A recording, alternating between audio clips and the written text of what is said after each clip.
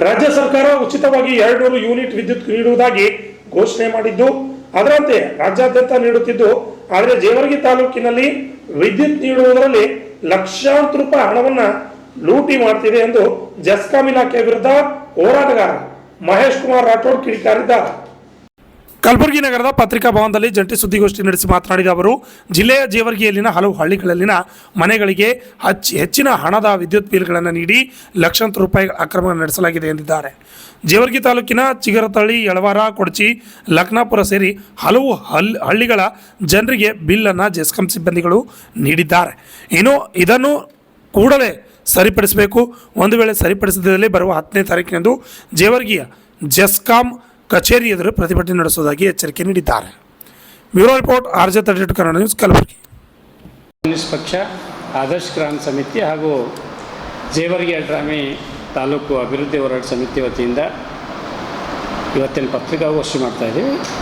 ಅದರ ಮುಖ್ಯ ಉದ್ದೇಶ ಅಂತ ಹೇಳಿದ್ರೆ, ಕರ್ನಾಟಕ ರಾಜ್ಯ ಸರ್ಕಾರ ರಾಜ್ಯದ ಪ್ರತಿಯೊಬ್ಬರಿಗೂ ಕೂಡ 200 ಯೂನಿಟ್ ಉಚಿತ ವಿದ್ಯುತ್ ಕೊಡ್ತೀವಿ ಅಂತಕ್ಕಂಥ ಘೋಷಣೆ ಮಾಡಿದ್ದಾರೆ.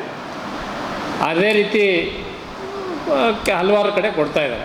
ಆದರೆ ಜೇವರ್ಗಿ ತಾಲೂಕಿನ ಹಲವು ಗ್ರಾಮಗಳಲ್ಲಿ, ಉದಾಹರಣೆಗೆ ಸಿಗರ್ತಳ್ಳಿ ಇರ್ಬೋದು, ಯಾಳ್ವಾರ, ಕೊಡಚಿ, ಲಕ್ನಾಪುರ, ಇಡೀ ಆ ಗ್ರಾಮ ಪಂಚಾಯತ್ ವ್ಯಾಪ್ತಿಯೊಳಗೆ ಮತ್ತು ತಾಲೂಕಿನ ವಿವಿಧ ಕಡೆಗೆ ಮೊನ್ನೆ ಈ 2-3 ತಿಂಗಳಿಂದ 4 ತಿಂಗಳಿಂದ ಬೇಕಾಬಿಟ್ಟಿಯಾಗಿ ಬಿಲ್ ಕೊಡ್ತಕ್ಕಂಥ ರೀತಿಯೊಳಗೆ ಮಾಡ್ತಾಯಿದ್ದಾರೆ.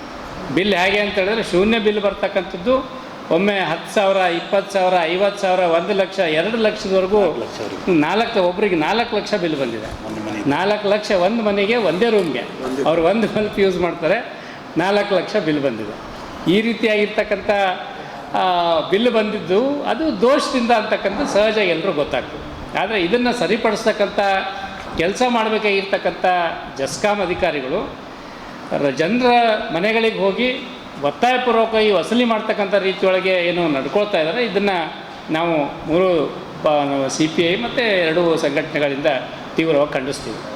ಇದು ಏನು ಬಿಲ್ ಬರ್ತಾ ಇರ್ತಕ್ಕಂಥದ್ದು ಅದು ತಾಂತ್ರಿಕ ದೋಷ ಇರ್ಬೋದು ಅಥವಾ ಬೇರೆ ಯಾವ ದೋಷ ಇದೆಯೋ ಅದು ಅಧಿಕಾರಿಗಳು ಹೇಳಬೇಕು, ಅಧಿಕಾರಿಗಳು ಸರಿ ಮಾಡಿಸ್ಕೋಬೇಕು. ಆದರೆ ಇಲ್ಲ, ನಾವು ಸೆಟಲ್ಮೆಂಟ್ ಮಾಡ್ತೀವಿ, ನೀವು ಸ್ವಲ್ಪ ಕೊಡ್ರಿ, ಅರ್ಧ ಕೊಡ್ರಿ, ಗಿರ್ಧ ಕೊಡ್ರಿ, 10% ಕೊಡ್ರಿ ಅಂತಕ್ಕಂಥ ರೀತಿಯೊಳಗೆ ಮೊದಲೇ ಹಸಿ ಬರ ಬಂದಿರ್ತಕ್ಕಂಥ ಸಂದರ್ಭದೊಳಗೆ ರೈತರ ಮೇಲೆ, ಜನಸಾಮಾನ್ಯರ ಮೇಲೆ ಈ ರೀತಿಯಾಗಿರ್ತಕ್ಕಂಥ ಏನು ಅಕ್ರಮ ವಸೂಲಿ ಇದೆಯಲ್ಲ, ಇದು ಅಕ್ರಮ ವಸೂಲಿನೇ, ಹೆಚ್ಚು ಕಮ್ಮಿ ಹಗಲು ದರೋಡೆನೇ ಅನ್ಬೇಕು. ಇಂಥ ಒಂದು ಹಗಲು ದರೋಡೆನ ಈ ಕೂಡಲೇ ನಿಲ್ಲಿಸಬೇಕು ಅಂತಕ್ಕಂಥ ಒತ್ತಾಯವನ್ನು ನಾವು ಮಾಡ್ತೇವೆ. ಅದ್ರ ಜೊತೆಗೆ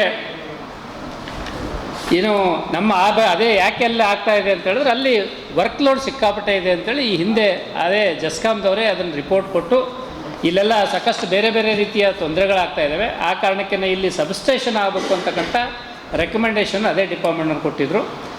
ಅದರ ಆಧಾರದೊಳಗೆ ಅಲ್ಲಿ ಸಬ್ಸ್ಟೇಷನ್ ಆಗಬೇಕು ಅಂತಕ್ಕಂಥ ಸಬ್ಸ್ಟೇಷನ್ ಮಂಜೂರಾತಿ ಕೂಡ ಆಗಿದೆ. ಮಂಜೂರಾತಿ ಆದಮೇಲೆ ಅದಕ್ಕೆ ದುಡ್ಡು 26 ಕೋಟಿ ರೂಪಾಯಿ ದುಡ್ಡು ತೆಗೆದಿಟ್ಟಿದ್ದಾರೆ. ಆದರೆ ಅಧಿಕಾರಿಗಳು ಸಂಪೂರ್ಣವಾಗಿ ನಿರ್ಲಕ್ಷ್ಯ ವಹಿಸಿ ಅವರು ಅದನ್ನು ಜಾಗ ನಿಗದಿ ಮಾಡಿ ರೈತರ ಜೊತೆಗೆ ಸಮಾಲೋಚನೆ ಮಾಡಿ ಅದಕ್ಕೆ ಬೇಕಾಗಿರ್ತಕ್ಕಂಥ 3 ಎಕರೆ ಚಿಲ್ಲರೆ ಜಮೀನು ಬೇಕು ಅಂತ ಹೇಳಿದ್ರು. ಅದನ್ನು ಜಮೀನನ್ನು ಸ್ವಾಧೀನಾಧಿಕಾರಿಗಳು ಸ್ವಾಧೀನಪಡಿಸಿಕೊಂಡು ಟೆಂಡರ್ ಕರೆದ್ರೆ ಅಲ್ಲಿ ಸಬ್ಸ್ಟೇಷನ್ ಆದರೆ ಆದಷ್ಟು ಇವೆಂಥವೆಲ್ಲ ಸಮಸ್ಯೆಗಳು ಬಗೆಹರಿತವೆ. ಆದರೆ ಅಧಿಕಾರಿಗಳು ಇದ್ರ ಕಡೆ ನಿರ್ಲಕ್ಷ್ಯ ವಹಿಸಿ ಕಳೆದ 1 ವರ್ಷದಿಂದ ಕಾಲಹರಣ ಮಾಡ್ತಕ್ಕಂಥ ಕೆಲಸ ಮಾಡ್ತಾಯಿದ್ದಾರೆ. ಆ ಕಾರಣಕ್ಕೆ ಈ ಕೂಡಲೇ ಏನು ಸಬ್ಸ್ಟೇಷನ್ ಮಂಜೂರಾಗಿರ್ತಕ್ಕಂಥ ಸಬ್ಸ್ಟೇಷನ್ ಸ್ಥಾಪನೆ ಮಾಡಲಿಕ್ಕೆ ಜಮೀನನ್ನು ಸ್ವಾಧೀನ ಮಾಡಿಕೊಂಡು ಟೆಂಡರ್ ಕರೆದು ಕೆಲಸ ಪ್ರಾರಂಭ ಮಾಡಬೇಕು ಅಂತಕ್ಕಂಥ ಒತ್ತಾಯವನ್ನು ಕೂಡ ಈ ಸಂದರ್ಭದಲ್ಲಿ ನಾವು ಮಾಡ್ತಾ, ಈ ಕೂಡಲೇ ಅದೇನು ಬಿಲ್ಗಳನ್ನು ಕೊಟ್ಟಿದ್ದೀರಿ, ದೋಷಪೂರಿತ ಬಿಲ್ಗಳನ್ನು ಕೊಟ್ಟಿದ್ದೀರಿ, ಅದನ್ನು ಎಲ್ಲ ಏನದ ತೆಗೆದುಹಾಕಿ ಶೂನ್ಯ ಏನು ಬಿಲ್ ಮೊದಲು ಯಾವ ರೀತಿ ಬರ್ತಿತ್ತು ಅದೇ ರೀತಿ ಶೂನ್ಯ ಬಿಲ್ಲು ಅಥವಾ ಕನಿಷ್ಠ ಅವ್ರು ಎಷ್ಟು ಬಳಕೆ ಮಾಡ್ತಾರೆ, ಎಷ್ಟು 5 ಯೂನಿಟು 10 ಯೂನಿಟು ಅದು ಬಳಕೆ ಮಾಡ್ತಾರೆ, ಅಥವಾ 20-30 ಯೂನಿಟ್ ಎಷ್ಟು ಬಳಕೆ ಮಾಡ್ತಾರೆ, ಅದರ ಆಧಾರದ ಮೇಲೆ ಬಿಲ್ ಕೊಡಬೇಕು ಅಂತಕ್ಕಂಥ ಒತ್ತಾಯವನ್ನು ಈ ಸಂದರ್ಭದಲ್ಲಿ ಮಾಡಿ